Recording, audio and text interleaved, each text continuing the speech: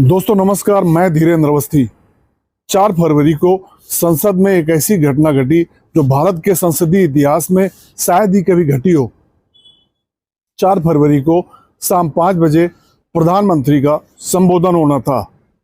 राष्ट्रपति के अभिभाषण पर चर्चा का जवाब प्रधानमंत्री को देना था, लेकिन वो नहीं दे पाए।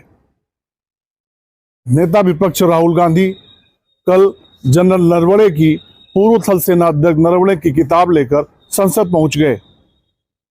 राहुल गांधी ने कहा कि रक्षा मंत्री राजनाथ सिंह और प्रधानमंत्री कहते हैं कि किताब का अस्तित्व नहीं है।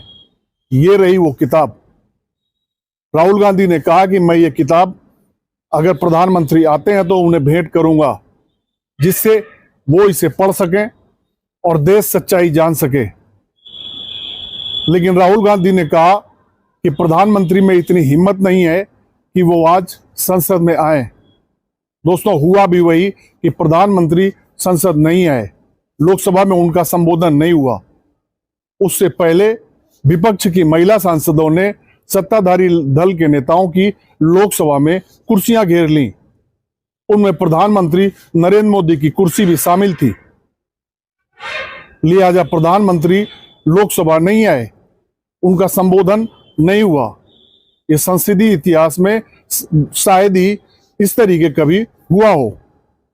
उसके बाद विपक्ष के सांसदों ने संसद के बाहर नारे भी लगाए कि जब जब मोदी डरता है, संसद से भागता है।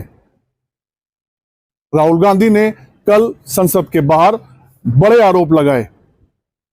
राहुल गांधी ने कहा कि थल सेना अध्यक्ष नरवणे को उस वक्त अकेला छोड़ दिया गया जब उनको निर्देश की जरूरत थी।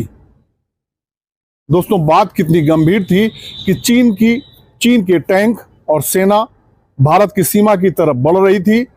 तत्कालीन सेना अध्यक्ष नरवणे सरकार से निर्देश का इंतजार कर रहे थे। 2.25 घंटे जब निर्देश मिला, जब राजनाथ सिंह से जवाब मिला, तो ये कहा गया कि जो उचित समझो वो करो। महिला सांसदों ने जब प्रधानमंत्री नरेंद्र मोदी की लोकसभा में कुर्सी घेरी तो उनके हाथों में बैनर थे। उन बैनरों में भी यही लिखा था कि जो सही है वो करो। ये विपक्ष की तरफ से प्रधानमंत्री नरेंद्र मोदी और पूरी सरकार पर बड़ा हमला था। दोस्तों, नरवणे की किताब कारवां मैगजीन में छपे अंश का उल्लेख करने से जितनी चर्चा देश में नहीं होती, उससे ज्यादा इन 3 दिनों में देश में चर्चा हो चुकी है। जो संदेश राहुल गांधी देना चाह रहे थे वो देश में